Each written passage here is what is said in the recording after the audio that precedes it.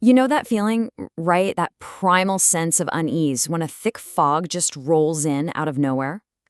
But what is it exactly that turns a simple weather pattern into the perfect backdrop for horror? Well, today we're going to break that down. We're going to look at three really harrowing true accounts to dissect the anatomy of fear in the fog.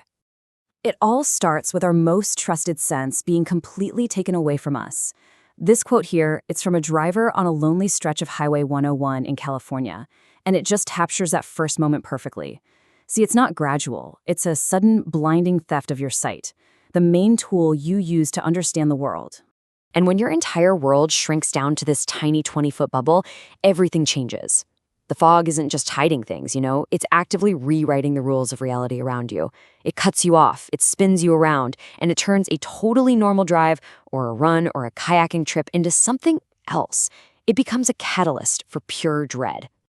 Okay, so the fog's first move, its first attack, is on our environment. It has this incredible ability to take places we know, like the back of our hand, and just twist them into something hostile and unrecognizable. Suddenly, the familiar becomes completely alien. And what's so wild is that you see this happen in all three stories. It's a clear pattern. For the driver on the highway, he has no idea how far he's gone.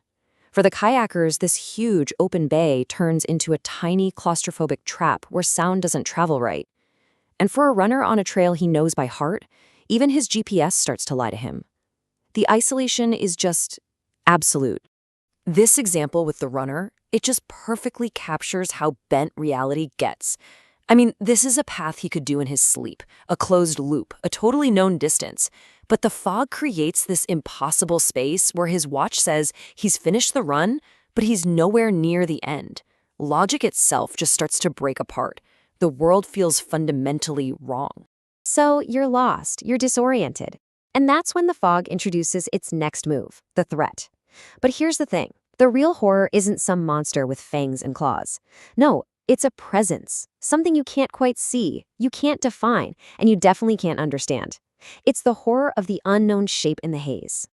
On that dark highway, the threat starts as just that, a shape, a figure, standing silently by the road.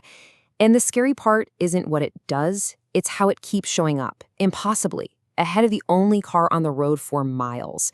It just breaks the laws of physics. In the woods, the threat gets a little closer, but it's still completely undefined. It's described as a 7-foot-tall silhouette that's perfectly matching the runner's pace, making this weird, inhuman droning sound the whole time. It's not an animal, it's not a person, it's just this thing that shouldn't be there. And this one might be the most chilling. Out on the bay, the kayakers almost never even see the threat. For hours, it's just a sound, the steady rhythm of oars following them. The real terror comes later, when they find the proof. Fresh, wet footprints leading from a boat that had somehow, impossibly, vanished from the middle of the open water. So here's the key, right? The real power of these things isn't about claws or teeth. Their menace comes from how they calmly, silently violate logic. They don't chase you down or attack like in a movie. They just exist where they shouldn't, doing things that shouldn't be possible. Their very presence is an attack on reality itself. And this is where it gets really terrifying. This is the final stage of the whole experience. Because when the world outside stops making any sense, the only place left for your mind to go is inward. This is that moment where you start to wonder if the horror is really out there or if it's coming from inside your own head. The driver on Highway 101, he's trying so hard to get a grip, right? He convinces himself it was all in his head, a hallucination from being tired. It's a logical, comforting explanation until he gets home and sees the physical, undeniable proof on his car. Something real and something violent absolutely happened out there. And just look at this timeline for the kayakers. It's just impossible. A rowboat can't keep up with 2 kayaks for hours, then vanish without a trace, then somehow beat them to their destination and be waiting for them. It's a complete breakdown of space and time. There's just no way to make that math work. So what happens when your own eyes and ears are telling you something that cannot possibly be true? What are you left with? You're left with the scariest part of the whole thing, the fear that sticks with you, the fear that follows you home long after the fog has burned off. Because the fog doesn't just create a monster you can run from, it creates a doubt that you can never shake. It completely erases that line between what's real and what your terrified mind might be making up. It plants this little seed of uncertainty that can stay with you forever. And that really leaves us with one final, kind of chilling question to think about. What's the real horror here? Is it some unknown thing hiding out there in the mist?